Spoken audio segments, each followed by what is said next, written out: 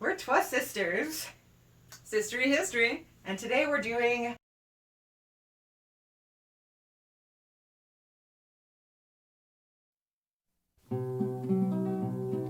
There was two sisters lived in the west, by Neely and by Nolly. Was two sisters lived in the west, down where the waters is a-rollin'.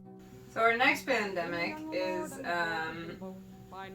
from the Columbian Exchange, essentially, which is an exchange of ideas and crops and diseases and people from what was dubbed the New World and the Old World.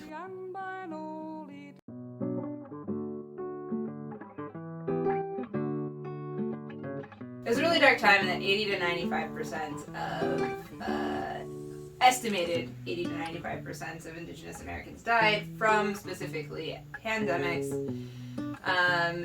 in the first 150 years after 1492, and in some populations 100% of people died. So it was a really, really terrible time. Of course, when we think of the pandemics that were most, it was a wide range of diseases, but the biggest one, and by far the deadliest one, was smallpox. And so part of the reason why a lot of these diseases were so unbelievably deadly was because, people from Europe, mostly, brought in, along with them, diseases to which the indigenous population had no natural immunity, and so they were particularly deadly. So let's talk a little bit about smallpox. It actually initially had symptoms very similar to influenza. Fever, chills, sore throat, that kind of thing, and then it eventually also affected the digestive tract, so nausea, vomiting, etc. And this usually was within the first 2 to 5 days. By the first 12 to 14 days, then that's when the pox marks started to develop. And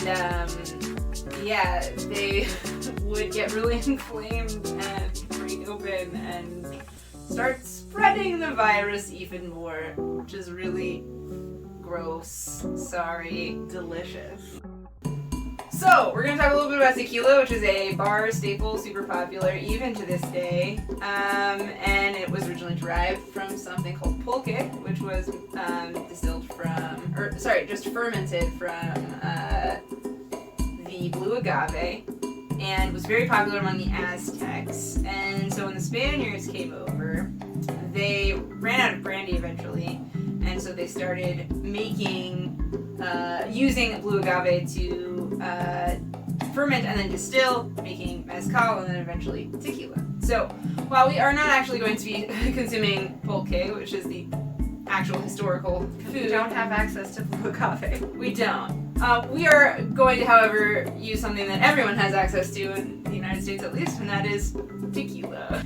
And then we're also going to mix that tequila with a substance called Tepache, which is a very mildly fermented drink that is currently made from pineapple and spices and sugar, but was originally made with grain and was also a Mesoamerican sort of beverage that was frequently consumed.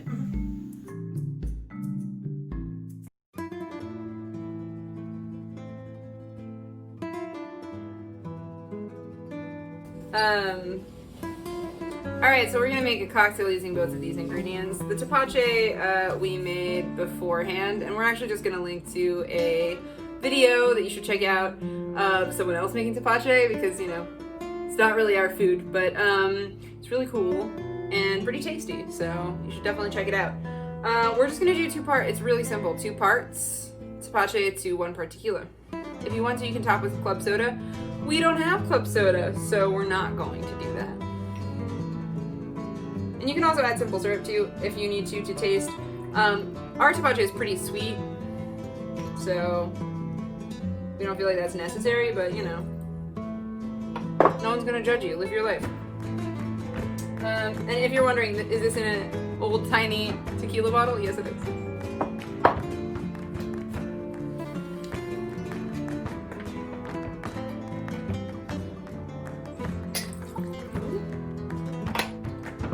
Great.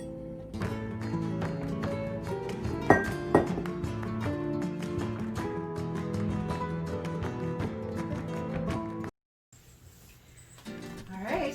We're gonna try it. We did look up some Nahuatl words. Specifically, how to say cheers. So we're sorry if we're mispronouncing anything. We're doing our best. We're doing our best, and we're so sorry in advance. But Ishpancinco. Ishpancinco. Ooh.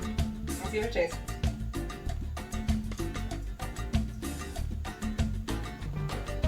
It's pretty good. Yeah. I don't know. It's delightful. Yeah.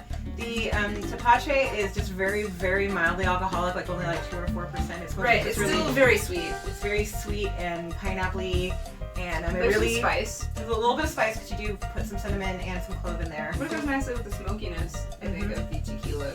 It certainly mellows the tequila out because tequila can be, you know, powerful, kind of abrasive. It's really nice. I think it'd be nice over some ice. I think it would, yeah, over some ice. Probably with a little club soda, to be honest. Yeah. But we don't have that. Especially I think over ice with some club soda in the summer. It would be just sort of like a very delightful, lemonade-y, effervescent sort of thing. It's delicious. Yeah, I would say that the Tepache is slightly effervescent, not very. It's still, again, not very fermented at all. But, yeah, tastes good. Can't get mad at that.